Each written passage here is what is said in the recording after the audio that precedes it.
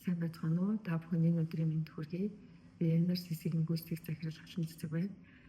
За өнөөдөр та бүхэнд хэрэглэгчийн итгэлийн индексийн судалгааны 2025 оны 2 дугаар улирлын эднээс хүргэх гэж байна. Хэрэглэгчийн итгэлийн индекс 2 дугаар улирлын байдлаар 98.9 гэж үнэлэгдлээ. За энэхүү индексийн утга маань бол хэвийн түвшин болох зугаас бол үйл явдлыг буурсан юм үр дүн гарлаа. Үүнийг жилийн өмнөхтэй харьцуулах юм бол 24 оны 2 дугаар улирлтай харьцуулахад хэрэглэгчийн итгэлийн индекс маань 9.8 пунктээр буурсан байна. Харин өмнөх улирлтай буюу 2025 оны 1-р улирлын түвшингээс 5.5 пунктээр буурсан юм үр дүн гарлаа. За хэрэглэгчийн итгэлийн индексийг бид нэр дотор нь өнөөгийн байдлын үнэлэмж, ирээдүйн хүлээлт гэж задлагддаг. Өнөөгийн байдлын үнэлэмжийг нь харах юм бол хэрэглэгчдийн өнөөгийн байдлын үнэлэмж нь 2025 оны 1-р улирлтай харьцуулахад 3.8 пунктээр өссөн байна. Харин ирээдүйн хүлээлт нь 8.6 пунктээр буурчээ. За хэрэглэгчийн итгэлийн индексийг бид нэр бүсүүдээр бас үнэлдэг байгаа. За бүсүүдийн хувьд бол Улаанбаатар, Хангай, Төв, Баруун зүүн бүсүүдээр үнэлдэг.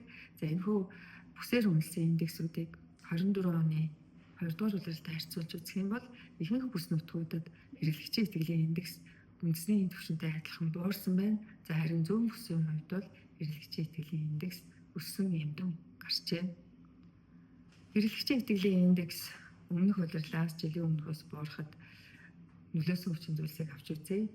Тэгэхээр бол өмнөх улирлаас хэрэглэгчийн итгэлийн өнөөгийн байдлын үнэлэмж бол сайжирсан байгаа. За энэхүү сайжралтанд гол нөлөөсөн хүчин зүйл нь бизнесийн нөхцөл сайжирсан гэж хэлсэн хариулсан хэрэглэгчдийн эзлэх үе өмнөх улирлаас нэмэгдсэн нь нөлөөсөн байна.